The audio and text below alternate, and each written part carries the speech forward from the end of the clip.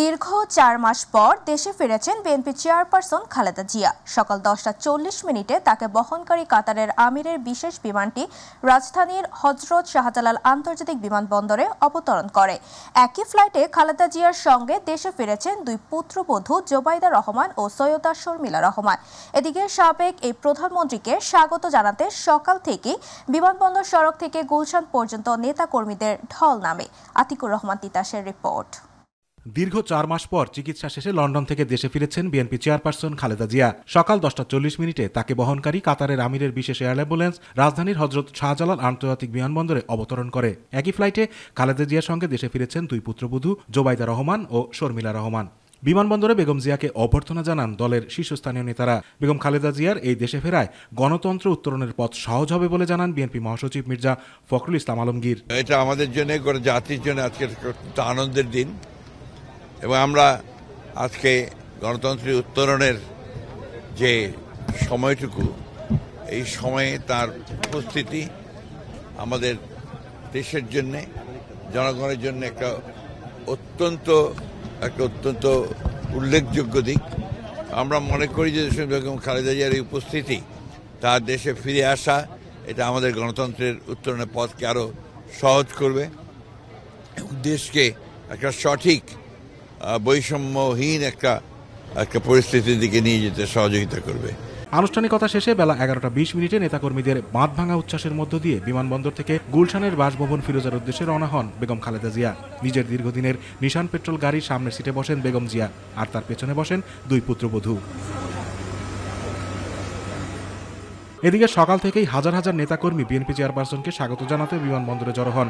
খালেদা জিয়ার গাড়ি বিমানবন্দর থেকে বের হওয়ার সময় তারা স্লোগান ও করতালির মাধ্যমে উল্লাস প্রকাশ করেন। নেতাকর্মীদের আবেগঘন উপস্থিতিতে পুরো বিমানবন্দর এলাকা উৎসবমুখর হয়ে ওঠে। ওনার নেতৃত্বে আমরা পুরো জাতীয় ঐক্যবদ্ধ থাকবো। ইনশাল্লাহ আমার দৃঢ় বিশ্বাস এই দেশে গণতন্ত্রের বীজ শক্তিশালী হবে এবং গণতন্ত্রের বীজ শক্তিশালী হওয়ার মধ্য দিয়ে দেশে একটা জনগণের সরকার প্রতিষ্ঠিত হবে। প্রয়োজনীয় সংস্কার শেষে বাংলাদেশে একটি স্বচ্ছ গ্রহণযোগ্য নির্বাচন হবে, তার মধ্য দিয়ে দেশনেত্রী বেগম খালেদা জিয়ার সংগ্রাম সফল হবে। এদিকে বেগম জিয়ার গুলশানের বাসভবনের সামনেও সকাল থেকেই জড়ো হন দলীয় নেতাকর্মীরা। শত নির্যাতনেও মাথা নত না করা দলীয় চেয়ারপারসনকে ফিরে পেয়ে উচ্ছ্বাস প্রকাশ করেন সবাই। আমরাও আবেগ আপ্লুত আছি, কারণ তিনি গণতন্ত্রের মাতা, দীর্ঘ গণতন্ত্রের জন্য সংগ্রাম করছে। এটা আমাদের জন্য একটা ভিন্ন রকমের অনুভূতি, আনন্দের অনুভূতি। বেগম খালেদা জিয়া ফিরে আসার মাধ্যমে বাংলাদেশের গণতন্ত্র সজীবতা ফিরে পাবে, প্রাণচাঞ্চল্য ফিরে পাবে ইনশাআল্লাহ। আলহামদুলিল্লাহ, উনি বিদেশে চিকিৎসা করে আমাদের মাঝে ফিরে এসেছেন। আমরা সকলে খুবই আনন্দিত। আমরা ঈদের আনন্দের চেয়েও অনেক আনন্দ উপভোগ করছি। আবার আমাদের মাঝে ফিরে এসেছেন, এই জন্য আমরা আসলে সবাই বিএনপি নেতাকর্মীরা খুবই এক্সাইটেড। আমরা বিশ্বাস করি দেশনেত্রী বেগম খালেদা জিয়ার অনুপস্থিতিতে বাংলাদেশে যে বিভিন্ন বিশৃঙ্খলা হচ্ছিল, যে ষড়যন্ত্র হচ্ছিল, সকল ষড়যন্ত্র দূরীভূত হবে। বাংলাদেশ এবং ঐক্যবদ্ধ এবং শক্তিশালী আরো শক্তিশালী হবে এবং বাংলাদেশে একটা শান্তি শৃঙ্খলা নতুন করে তৈরি হবে ইনশাল্লাহ। বেগম খালেদা জিয়াকে অভ্যর্থনা জানাতে বিমানবন্দর থেকে শুরু করে গুলশান বাসভবন পর্যন্ত রাস্তার দুপাশে দলীয় পতাকা হাতে নিয়ে বিভিন্ন স্লোগানে মুখরিত করে তোলেন বিএনপির হাজারো নেতাকর্মী। আতিকুর রহমান তিতাস, মাই টিভি। দর্শক, এই মুহূর্তে গুলশানে বিএনপি চেয়ারপারসনের বাসভবন ফিরোজার সামনে আছেন আমাদের সহকর্মী মাহবুব সৈকত। চলে যাচ্ছি তার কাছে। মাহবুব, আবারও প্রাণচাঞ্চল্য ফিরেছে বেগম জিয়ার গুলশান বাসভবনে। নিজের বাসায় নেতাকর্মীদের ভালোবাসায় সিক্ত তিনি। তো ফিরোজায় এখন কেমন পরিস্থিতি দেখছেন আমাদের জানাবেন। প্রাণচাঞ্চল্য কিন্তু ফিরোজায় কিংবা গুলশানে ফিরেনি। আসলে প্রাণচাঞ্চল্য গোটা দেশের যে বিএনপি নেতাকর্মীরা আছে তাদের মাঝেই কিন্তু ফিরে এসছে। আপনি এখন কিন্তু দেখতে পাচ্ছেন যে ঠিক প্রায় 1 ঘন্টা আগে বিএনপি চেয়ারপারসন ফিরোজায়, যেটিকে বলে আসলে হোম সুইট হোম, সেই সুইট হোমে কিন্তু 4 মাস পরে আবার ফিরে এসছেন।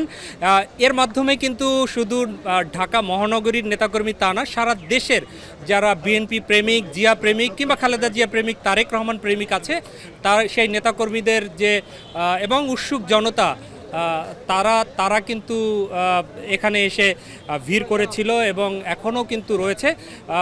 10:30 নাগাদ, প্রায় 10:30টার একটু আগে পরে কিন্তু শাহজালাল আন্তর্জাতিক বিমানবন্দরে এয়ার অ্যাম্বুলেন্স এসে থামে। তারপরে কিন্তু এই পথটুকু আসতে প্রায় 3 ঘন্টার মতো লেগেছে এবং পুরো পথটুকুতে কিন্তু রাস্তার দুধারে বিএনপির নেতাকর্মীরা, খালেদা প্রেমিকরা তারা তাকে স্বাগত জানিয়েছে। আপনি জানেন যে খালেদা জিয়ার সাথে তার 2 পুত্রবধূ তারাও কিন্তু এসেছেন এবং নিরাপদে এসে পৌঁছেছেন। এখন দেখতে পাচ্ছেন ফিরোজার সামনে অগণন মানুষের যে ভিড়, অগণন নেতাকর্মীর যে ভিড়, সেই ভিড় কিন্তু রয়েছে এবং আমরা এই মুহূর্তে দেখতে পাচ্ছি যে বিএনপি চেয়ারপারসনের ব্যক্তিগত চিকিৎসক এবং একই সাথে বিএনপির ভাইস চেয়ারম্যান অধ্যাপক doctor A Z M Zahid Hossain তিনিও কিন্তু গণমাধ্যমের সাথে কথা বলছেন, খালেদা জিয়ার শারীরিক অবস্থা জানাচ্ছেন এবং গণমাধ্যমের প্রশ্নের জবাব দিচ্ছেন। সেই প্রশ্নের জবাবগুলো কি হবে সেটি হয়তো আমরা পরবর্তীতে জানিয়ে দিতে পারবো। ইতিমধ্যেই তার জন্য নেয়া এখানের যে নিশ্ছিদ্র নিরাপত্তা, যেখানে সেনাবাহিনী ছিল, বিজিবি ছিল, এখানে পুলিশ প্রশাসনের বিভিন্ন বিভাগের গোয়েন্দা সংস্থা ছিল, তারা কিন্তু আস্তে আস্তে সেই নিরাপত্তা বলয় কিন্তু এখান থেকে সরিয়ে নেওয়া হয়েছে। এই মুহূর্তে পুলিশের যে প্রোটেকশন সেগুলো আমরা দেখতে পাচ্ছি এবং খালেদা জিয়ার যে নিজস্ব নিরাপত্তা রক্ষী তারা রয়েছে। আমরা কিন্তু দেখতে পাচ্ছি যে অধ্যাপক doctor A Z M Zahid Hossain এই মুহূর্তে কথা বলছেন।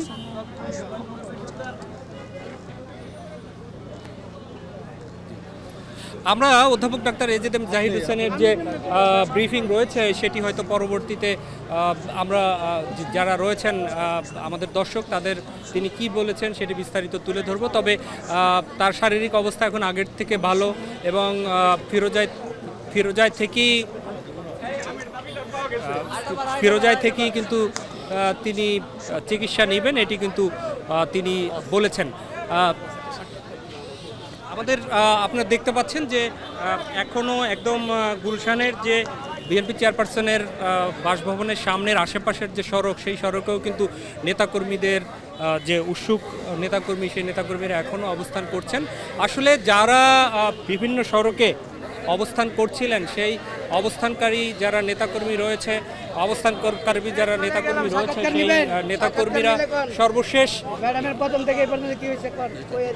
সর্বশেষ এসে কিন্তু মিলিত হয়েছে এখানটায়। আমরা চেষ্টা করছি অধ্যাপক ডাক্তার জাহিদ হোসেনের ব্রিফিংয়ে চলে যাওয়ার জন্য।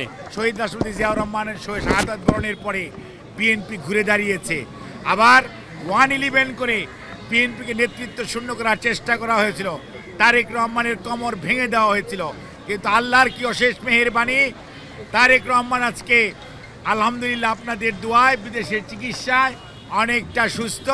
আর দেশনেত্রী বেগম খালেদা জিয়ার কথা এক নেত্রী মাঝে মাঝেই বলতেন, এখনো যায় না কেন, এখনো যায় না কেন, উনিই চলে গেছেন, কিন্তু এখন বর্তমান আল্লাহর কাছে শুকরিয়া জানাই।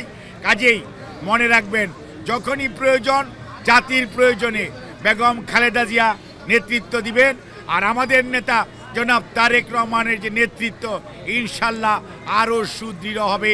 বাংলাদেশের মানুষ গণতন্ত্র পাবে, জনগণের অধিকার আদায় হবে এবং সকল অন্যায় অবিচারের বিচার বাংলার মাটিতে হবে। দর্শক, আপনারা শুনতে পেলেন যে ডাক্তার এজেড এম জাহিদ হোসেনের কথা। তিনি বলছিলেন যে বেগম খালেদা জিয়া এখন সুস্থ আছেন এবং নিরাপদে আছেন। তো সেক্ষেত্রে তাকে বিভিন্ন প্রশ্নের জবাব দিচ্ছিলেন। তারপরও তিনি যেহেতু বিভিন্ন রোগে ভুগছিলেন, সেজন্য কিন্তু তার আসলে অব্যাহতভাবে চিকিৎসকের তত্ত্বাবধানেই থাকতে হবেন। রাজনীতিতে পরবর্তীতে তিনি সক্রিয় হবেন কিনা সংগঠন কিংবা সিদ্ধান্ত নিবে বিএনপি। তো এখনকার মতো এই ছিল ফিরোজার সামনে থেকে সংবাদ। পরবর্তীতে আমরা নিশ্চয়ই আমাদের দর্শকদের জন্য বিস্তারিত তুলে ধরতে পারবো। আমরা মাহবুব, আপনাকে ধন্যবাদ। দর্শক, গুলশানে বিএনপি চেয়ারপারসনের বাসভবন ফিরোজা থেকে সবশেষ তথ্য জানাচ্ছিল আমাদের সহকর্মী মাহবুব সৈকত। এবার অন্যান্য প্রসঙ্গ। ৭১-এ মুক্তিযুদ্ধকালে মানবতা বিরোধী অপরাধের মামলায় মৃত্যুদণ্ডাদেশের বিরুদ্ধে জামাত নেতা এটিএম আজহারুল ইসলামের আপিল শুনানিতে দলটির শীর্ষ নেতারা উপস্থিত রয়েছেন। সকাল 10টার কিছু সময় আগে প্রধান বিচারপতি ডক্টর সৈয়দ রিফাত আহমেদের নেতৃত্বাধীন 7 সদস্যের বিচারপতির আপিল বিভাগের পূর্ণাঙ্গ বেঞ্চে এই শুনানি শুরু হয়। আদালতে আবেদনের পক্ষে শুনানি করছেন আইনজীবী মোহাম্মদ শিশির মনির ও এস.এম. শাহজাহান। এ সময় আইনজীবী মোহাম্মদ শিশির মনির বলেন, জামায়াত নেতা কাদের মোল্লার রিভিউ আবেদন 2013 সালের 12 ডিসেম্বর খারিজ করা হয়। পরে সংক্ষিপ্ত আদেশে ওই দিন রাতেই তড়িঘড়ি করে তার ফাঁসি কার্যকর করে সরকার। চট্টগ্রাম নগরীর কোতোয়ালী থানায় দায়ের করা পুলিশের কাজে বাধাসহ আরও 4 মামলায় সনাতনী জাগরণ জোটের মুখপাত্র চিন্ময় কৃষ্ণদাস ব্রহ্মচারীকে গ্রেফতার দেখানোর আদেশ দিয়েছেন আদালত। সকালে চট্টগ্রাম মেট্রোপলিটন ম্যাজিস্ট্রেট এস.এম. আলাউদ্দিনের আদালত শুনানি শেষে এই আদেশ দেন। আদালতের সহকারী পাবলিক প্রসিকিউটর মোহাম্মদ রায়হানুল ওয়াজেদ চৌধুরী বলেন, কোতোয়ালী থানা পুলিশের কাজে বাধা, আইনজীবী ও বিচার প্রার্থীদের ওপর হামলা সহ 4 মামলায় চিন্ময় দাসকে গ্রেফতার দেখানোর আবেদন করছিলেন মামলার তদন্তকারী কর্মকর্তারা। আদালতে শুনানি হয় ও আসামি চিন্ময় কৃষ্ণদাস কারাগার থেকে ভার্চুয়ালে শুনানিতে যুক্ত ছিলেন। আদালত শুনানি শেষে 4 মামলায় গ্রেফতার দেখানোর আদেশ দেন। জাতীয় ঐকমত্য কমিশনের সহ-সভাপতি অধ্যাপক ডক্টর আলী রিয়াজ বলেছেন, গণতান্ত্রিক রাষ্ট্র প্রতিষ্ঠায় ঐকমত্যের ভিত্তিতে সনদ তৈরির পথরেখা দ্রুতই দেওয়া হবে। সকালে জাতীয় সংসদ ভবনের এলডি হলে সংস্কার প্রশ্নে ঐকমত্য কমিশনের সঙ্গে জাতীয় নাগরিক পার্টির 2য় দফায় বৈঠকে এই কথা বলেন তিনি বলেন, গণতান্ত্রিক রাষ্ট্র প্রতিষ্ঠা ঐকমত্যের ভিত্তিতে সনদ তৈরির পথরেখা দ্রুতই দেওয়া হবে। বৈঠকের প্রাথমিক পর্যায়ে জাতীয় নাগরিক পার্টির সদস্য সচিব তাদের মৌলিক সংস্কার প্রস্তাবনা কমিশনের কাছে হস্তান্তর করেন। এ সময় আক্তার হোসেন বলেন, স্বৈরাচারী ও ফ্যাসিবাদের উত্থান রুখতে কার্যকরী পদক্ষেপ গ্রহণ করায় মৌলিক সংস্কারের অন্তর্ভুক্ত। তিনি আরো বলেন, স্বৈরতান্ত্রিক ও ফ্যাসিবাদ উপাদান থেকে মুক্ত হতে এসব সংস্কার প্রস্তাব দেওয়া হয়েছে। বাংলাদেশের আপামর ছাত্র জনতা 24 জুলাই অভ্যুত্থানে তারা জীবন দিয়েছেন। তাদের জীবন দেওয়া, তাদের শাহাদাত বরণ করা যেন সার্থক হয়। বাংলাদেশ যেন অতীতের মতো ফেসিবাদী এবং স্বৈরতান্ত্রিক শাসন কাঠামোর মধ্যে না থেকে গণতান্ত্রিক উত্তরণের পথে নিজেদেরকে সামিল করতে পারে। সেই জায়গায় জাতীয় নাগরিক পার্টি এনসিপির পক্ষ থেকে মৌলিক সংস্কারের কিছু প্রস্তাবনা আমরা আজকে হাজির করেছি। ভবিষ্যতে বাংলাদেশের একটি গণতান্ত্রিক রাষ্ট্র প্রতিষ্ঠার একটা পথরেখা তৈরি করা, সেই প্রক্রিয়ায় আপনাদের এই মৌলিক সংস্কারের রূপরেখাগুলো আমাদের অবশ্যই সহযোগিতা করবে, অবশ্যই সাহায্য করবে। আমরা আশা করছি যে আজকের আলোচনার মধ্যে দিয়ে আরো অনেকটা পথ অগ্রসর হওয়া যাবে এবং আমরা এই পথরেখা ধরেই, এই পথ ধরেই 2য় পর্যায়ের আলোচনাগুলিতে প্রবেশ করতে পারবো, যেটা আমরা আশা করছি যে 15ই মের পর দ্রুততার সঙ্গে সেই পর্যায়ে আমরা সূচনা করব। প্রধান উপদেষ্টা ডক্টর মোহাম্মদ ইউনূসের সভাপতিত্বে অনুষ্ঠিত হয়েছে উপদেষ্টা পরিষদের সভা। প্রধান উপদেষ্টার তেজগাঁওয়ের কার্যালয়ে এই সভায় অন্তর্বর্তী সরকারের বিভিন্ন গুরুত্বপূর্ণ সিদ্ধান্ত নিয়ে আলোচনা করেন উপদেষ্টা পরিষদের সদস্যরা। সভায় সাইবার সুরক্ষা অধ্যাদেশ 2025-এর খসড়া অনুমোদন দেওয়া হয়। এছাড়া এবারের ঈদুল আজহার সাধারণ ছুটি সহ ঈদের ছুটি 10 দিন করার সিদ্ধান্ত নেওয়া হয়। বিভিন্ন মন্ত্রণালয়ের দায়িত্বপ্রাপ্ত উপদেষ্টারা তাদের গৃহীত পদক্ষেপ নিয়ে অবহিত করেন প্রধান উপদেষ্টার কাছে। সে সাথে দেশে চলমান ও সার্বিক পরিস্থিতি নিয়েও আলোচনা হয় সভায়। নামেই শুধু নীলফামারী 250 শয্যা জেনারেল হাসপাতাল। এই হাসপাতালে প্রতিনিয়ত নানা রোগে আক্রান্ত হয়ে চিকিৎসা সেবা নিতে আসা রোগীরা শয্যা, ঔষধ, চিকিৎসক সংকটে দিশেহারা হয়ে পড়েছে। চরম বিড়ম্বনায় রোগী ও স্বজনরা। আর হাসপাতাল কর্তৃপক্ষের অপ্রত্যাশিত কর্মকাণ্ডের বিরুদ্ধে মাঠে নেমেছে ছাত্র জনতা। প্রতিনিধি আজিজুল ইসলাম বুলুর রিপোর্ট, জানাচ্ছেন আতিকুর রহমান তিতাস। নীলফামারী সদর আধুনিক 50 শয্যার হাসপাতালটি 1997 সালে তৎকালীন সরকার 100 শয্যায় উন্নীত করে চিকিৎসা সেবা কার্যক্রম চালু করে। জনগণের দাবির মুখে 2019 সালে 100 শয্যার হাসপাতালটি 250 শয্যায় উন্নীত করে জেনারেল হাসপাতাল নামকরণ করা হয়। বর্তমানে জেলার বিভিন্ন এলাকা থেকে আসা রোগীর অভিভাবক ও স্বজনরা নানা বিড়ম্বনার শিকার হচ্ছেন হাসপাতালটিতে। অভিযোগ উঠেছে সাধারণ রোগীদেরও পাঠানো হয় অন্য হাসপাতালে। তা আমরা তো এখানে কোনো কিছু পাচ্ছি না, সব ওষুধপাতি বাইরে থেকে কেনা হচ্ছে। নার্স স্টাফ কিছুরই সংযোগ পাওয়া যাচ্ছে না। হাসপাতালে যেরকম কোয়ালিটি থাকা দরকার সেগুলো এখানে উপস্থিত নাই। নামে শুধু জেনারেল এবং আধুনিক হাসপাতাল আমরা বলি। হাসপাতালের বহির্বিভাগে বিড়াল কুকুরের অবাধ বিচরণে রোগী ও অভিভাবকরা অতিষ্ঠ। এছাড়াও হাসপাতালে বিশুদ্ধ পানির সংকট, টয়লেটগুলো অপরিচ্ছন্ন থাকায় সুস্থ হতে এসে আরও অসুস্থ হয়ে পড়ছেন রোগী ও স্বজনরা। সাধারণ সমস্যা হচ্ছে যে টয়লেট অপরিষ্কার, ঠিক রকম বিছানাপাটি নাই, বেড নাই, এটা নাই, ওটা নাই। কেউ মাটিতেও থাকতে হয়, রোগীর অনেক ঝামেলা। রোগীদের ওষুধ কিনতে হয় বাইরে থেকে, আর নিম্নমানের খাবার দেওয়ার অভিযোগ তো দীর্ঘদিনের। এছাড়াও চিকিৎসক সহ জনবল সংকট তো আছেই। বেশিরভাগ ওষুধ বাইরে থেকে কিনতে হয়। ডাক্তাররা যে পরিমাণ ওষুধ দেয় তার থেকেও দ্বিগুণ পরিমাণ ওষুধ আমাদের বাইরে থেকে কিনতে হয়। সব সমস্যার দ্রুত সমাধান করে 250 শয্যা বিশিষ্ট হাসপাতালটিকে আধুনিকায়ন করা হবে বলে জানান এই তত্ত্বাবধায়ক। বিশেষজ্ঞ ডাক্তার লাগবে, এখানে মেডিকেল অফিসার লাগবে, এখানে অন্যান্য যে স্টাফ পর্যাপ্ত সংখ্যক সেটাও লাগবে। আতিকুর রহমান তিতাস, মাই টিভি। এবার আমাদের কৃষি।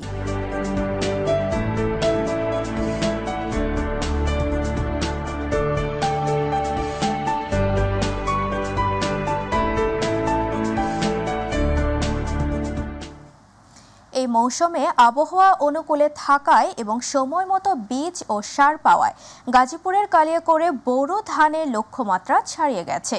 এবার আমনের বাম্পার ফলনে খুশি কৃষকরা। মাঠ জুড়ে পাকা ধান আর মাঠে মাঠে চলছে ধান কাটার উৎসব। কালিয়াকৈর প্রতিনিধি আজিজুর রহমান আজিজের তথ্যচিত্রের রিপোর্ট, জানাচ্ছেন ইলিয়াস কমল। গাজীপুরের কালিয়াকৈরে বোরো ধানের বাম্পার ফলন হয়েছে। বিশেষ করে উপজেলার উত্তরাঞ্চলের চাপাইর, ফুলবাড়িয়া, শ্রীফলতলী, আটাবাহ ইউনিয়নের বিভিন্ন গ্রামে সবচেয়ে বেশি বোরো ধান চাষ করা হয়েছে। আবহাওয়া ভালো থাকায় বেশিরভাগ ধান কাটা ও মাড়াই সম্পন্ন করেছে কৃষক। বোরো মৌসুমে সরকার বিভিন্ন সময় কৃষকদের প্রণোদনা দেওয়া হলেও এই অঞ্চলের কেউ তা পায়নি বলে জানান কৃষকরা। একই সঙ্গে শ্রমিকের মজুরি অতিরিক্ত হওয়ায় পুরুষের পাশাপাশি নারীরাও যোগ দিয়েছেন ধান কাটার কাজে। খুব সুন্দর ফলন, আমরা খুশি, কোনো পোক মাকড় ধরে নেই। আমরা পুরুষের পাশাপাশি কাজ করি, কামলার দাম অনেক বেশি, এই কারণে ফলন ভালো হয়েছে। কামলা জামলা সবকিছুর দাম বেশি দিয়ে তাতে আমাকে পুষে নাও। আমরা জানি সরকারের কাছে ভবিষ্যতে আমরা জানি সাহায্য সহযোগিতা পাই, আমরা এই আশা ভরসা সবসময় করি। আর কদিন পরেই ধান কাটা ও মাড়াই শেষ করবে চাষিরা। ঘরে ঘরে শুরু হবে নবান্নের উৎসব। আবহাওয়া ভালো থাকায় সময় মতো বীজ ও সার পাওয়ায় বোরো ধানের এবার বাম্পার ফলন হয়েছে, জানিয়েছে স্থানীয় কৃষি বিভাগ। আমরা যে প্রতি বছর প্রণোদনা দেই সেই কাজটা আমার বরাদ্দের উপর ডিপেন্ড করে। কোনো বছর বরাদ্দ বেশি আসে তখন আমরা বেশি কৃষককে দিতে পারি, কোনো বছর কম আসে সেক্ষেত্রে আমরা কম দিতে পারি। তো এই বছর আমাদের প্রণোদনা গত বছরের তুলনায় অনেক কম আসছে, যার কারণে আমরা অনেক কৃষককে দিতে পারিনি। ইনশাআল্লাহ সামনের বছর আবার বরাদ্দ বেশি আসে তখন আবার আমরা বেশি কৃষককে দিতে পারবো। এবছর কালিয়াকৈর উপজেলার 9টি ইউনিয়ন ও একটি পৌরসভার বিভিন্ন এলাকায় এই মৌসুমে প্রায় 10,250 হেক্টর জমিতে বোরো ধানের আবাদ হয়েছে। ইলিয়াস কমল, মাই টিভি। সংবাদ শেষ করব ফরিদপুরের শতবর্ষের ঐতিহ্য তালপাখার খবর দিয়ে। তালপাখা সুতো আর মানুষের নিপুণ হাতে তৈরি হয় একটি শিল্প, যেটি শুধু শীতলক্ষা নয়, বহন করে শতবর্ষের ঐতিহ্য। ফরিদপুরের জয়নগরে এখনও টিকে আছে সেই তালপাখার শিল্প। তবে প্রযুক্তির ভিড়ে হারিয়ে যেতে বসেছে এই কুটির ঐতিহ্য। জয়নগর গ্রাম ঘুরে প্রতিনিধি শফিকুল ইসলাম জনির বিশেষ প্রতিবেদন। ফরিদপুরের বোয়ালমারী উপজেলার জয়নগর একসময়ের নিভৃত গ্রাম, এখন পরিচিত তালপাখার গ্রাম নামে। শত বছরের পুরনো কুটির শিল্প এখনও টিকে আছে এইখানকার মানুষের নিষ্ঠা আর সৃজনশীলতায়। এই গ্রামে প্রায় 100টি পরিবার এখনও তালপাখা তৈরিতে নির্ভরশীল। বাঁশের কঞ্চি, তালপাতা, সুতো আর রঙিন কাপড় এইসব সরঞ্জাম দিয়েই তৈরি হচ্ছে বাহারি হাতের তালপাখা। প্রচণ্ড গরমে যেমন স্বস্তির অনুষঙ্গ, তেমনি পাখায় ফুটে উঠেছে বাঙালির ঐতিহ্য শিল্প মানুষ। শতাধিক নারী পুরুষ জয়নগরের ঘরে ঘরে তৈরি করছেন এই পাখা। কেউ বানাচ্ছেন, কেউ রং তুলছেন, কেউ বা আবার বাজারে বিক্রি করছেন। পেছনে আছে এক নীরব ইতিহাস, যেখানে জীবন, সংসার, শিল্প আর সংগ্রাম মিলেমিশে একাকার। আমাদের সংসারে খুব অনুদান চলছে, তাই সরকার যদি আমাদের কিছু সহজ সরল একটা ঋণ দেয় তাহলে আমরা হয়তো সংসারে এই পাখাটা টিকে রাখতে পারি। 30 বছর ধরে পাখার ব্যবসা করি। পাখার যেরকম আগের চাহিদা যেভাবে ছিল, বর্তমানে এখন সেই চাহিদা নাই। এইভাবেই আর কি সংসার আদি চালাচ্ছি। তবে মৌসুমি পণ্য হয় বছরের বেশিরভাগ সময় তারা কাজহীন থাকেন।